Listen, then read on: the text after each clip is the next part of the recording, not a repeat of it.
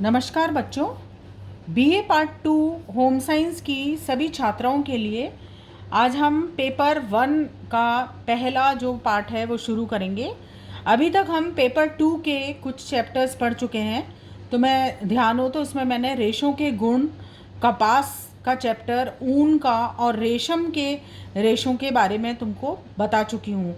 आज हम पेपर 1 का पहला चैप्टर जो कि मानव विकास का हमारा जो चैप्टर है उसको शुरू करेंगे। बाल विकास या मानव विकास बच्चे के जन्म से लेकर किशोरावस्था तक के अंत तक उनमें होने वाले जैविक और मनोवैज्ञानिक परिवर्तनों को कहते हैं। ये विकासात्मक परिवर्तन काफ़ी हद तक आनुवंशिक कारकों और घटनाओं से प्रभावित हो सकते हैं। इसलिए आनुवंशिकी और जन्म पूर्व विकास को आमतौर पर बच्चे के विकास के अध्ययन के हिस्से के रूप में शामिल किया जाता है। विभिन्न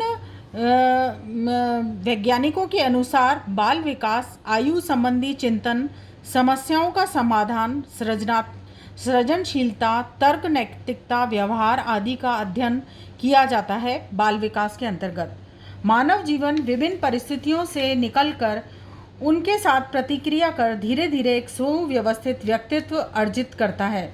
एक नन्हा सा शिशु विकास व वृद्धि को प्राप्त होकर एक संतुलित सुव्यवस्थित वयस्क के रूप में समाज के समक्ष आता है। वृद्धि एवं विकास के इस निरंतर क्रम की परिणति वृद्धावस्था तत्पश्चात मृत्यु में होती है।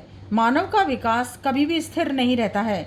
गतिशीलता ही उसका आधार है। एक क्षेत्र की क्रिया प्रतिक्रिया स्वरूप दूसरे क्षेत्र को भी प्रभावित करती है। यही प्रतिक्रियाएं मानव विकास में निरंतरता लाती हैं। प्रत्येक शिशु अपने व्यवहार से दूसरे शिशु से अलग होता है। विकास क्रम में वयस्क मानव भी दूसरे मानव से भिन्न होता है। ये भिन्नताएं आनुवांशिकता के कारण भी हो सकती हैं तथा कुछ अन्य जैविक कारण भी हो सकते हैं। बालक के जीवन की परिस्थिति और परिवेश भी अन्य कारण हो सकते हैं। विकासात्मक मनोवैज्ञानिक व्यवहार के उद्गम, परिवर्तन तथा रूपांतरण को समझने का प्रयास करता है। किस कारण से ये व्यवहार होता है, उन कारकों को समझने का प्रयास करता है। विकास शब्द व्यवहार और विशेषकों के उस परिवर्तन को व्यक्त करता है जिनका उद्भव सुनिश्चित प्रणाली से होता है और कुछ उचित समय के लिए ये परिवर्तन रहते हैं। मानव विकास की हरलॉक द्वारा जो परिभाषा दी गई वो ये थी कि व्यवस्थित और संबंधित परिवर्तन जो परिपक्वता की प्राप्ति में सहायक हों वो मानव विकास कहलाते हैं। मानव विकास के अंतर्गत हम शिशु के जन्म से लेकर के उसकी किशोरावस्था तक होने वाले शारीरिक विकास, मानसिक विकास, बौद्धिक विकास, क्रियात्मक विकास, नैतिक व चारित्रिक विकास, भाषा विकास, खेल का विकास, संज्ञानात्मक विकास, संवेगात्मक विकास, सामाजिक विकास, व्यक्तित्व का विकास, कल्पना, आचरण, चिंतन, तर्क का विकास, अनुशासन विकास, असामान्य बालकों का अध्ययन आदि इन्हीं सभी चीज़ों के बारे में अध्ययन करते हैं।